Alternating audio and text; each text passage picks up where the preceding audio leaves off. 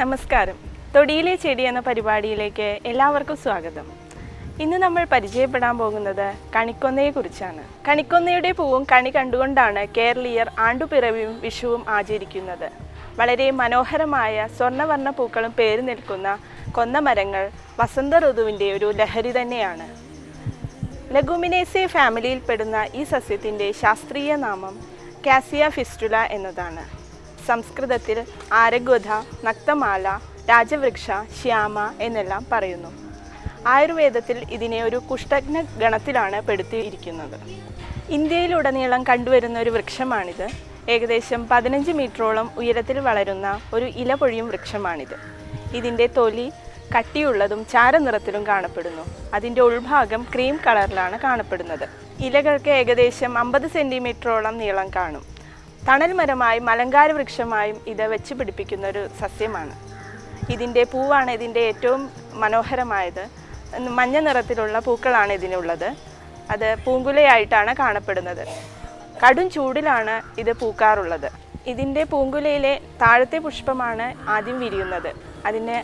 അതിൻ്റെ ബാഹ്യദളം ഇളം പച്ച കലർന്ന മഞ്ഞ നിറത്തിലാണ് കാണപ്പെടുന്നത്. ഉള്ളിൽ മഞ്ഞ നിറത്തിലുള്ള ദളങ്ങളും ഉണ്ട്.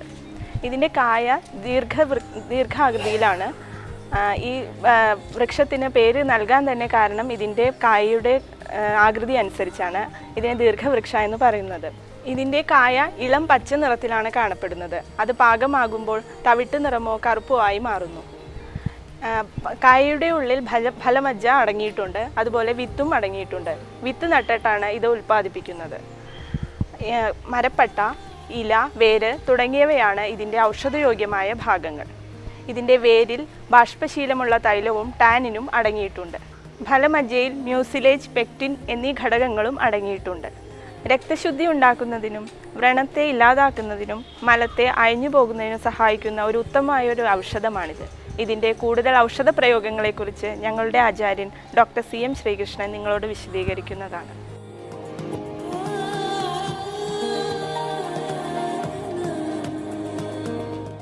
ഈ കൊന്ന അല്ലെങ്കിൽ ആരഗ്വതം എന്ന് പറയും.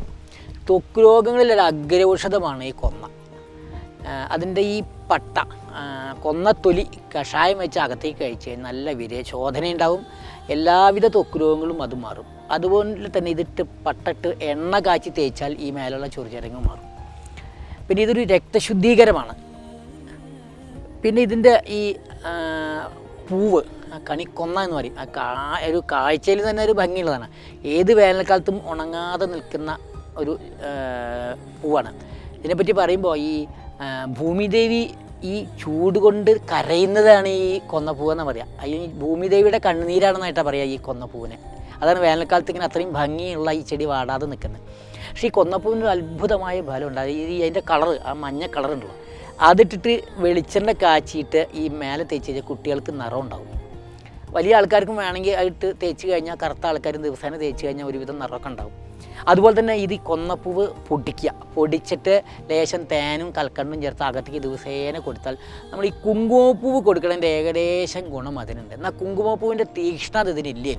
ഈ കുങ്കുമപ്പൂ അധികം കഴിച്ചാൽ നന്നല്ല. പക്ഷേ കൊന്നപ്പൂ ഇതുപോലെ പൊടിച്ച് അകത്തേക്ക് എടുത്താൽ നല്ല നിറം ഉണ്ടാവും, രക്തശുദ്ധീകരണമാണ്. അതുപോലെ ഈ ആരഗ്വതം ആയുർവേദത്തിൽ ഇപ്പോൾ ഉണ്ടാക്കുന്ന ഔഷധങ്ങൾ ആരഗ്വതാരിഷ്ടം, ആരഗ്വതാദി കഷായം, ആരഗ്വത മഹാതിക്തകം, നെയ്യ്, ഇങ്ങനെ അനവധി മരുന്നുകൾ, പ്രത്യേകിച്ച് ഇതെല്ലാം ഈ ത്വക്ക് രോഗത്തിന് ഉപയോഗിക്കുന്ന. പിന്നെ ഇതിൻ്റെ ഒരു ശോധന ഗുണമുണ്ട്. അതായത് ഈ ആരോഗ്യം കൊന്ന തൊലി ഇട്ടിട്ട് കഷായം വെച്ചിട്ടോ അല്ലെങ്കിൽ അതിൻ്റെ തൊലി പൊടിയൊക്കെ കഴിച്ച് കഴിഞ്ഞാൽ ഈ ശോധന ഇല്ലാത്ത ആൾക്ക് ദിവസേന കഴിച്ച് കഴിഞ്ഞാൽ നല്ല ശോധന, ഒരു വിരേചന ഔഷധമാണത്.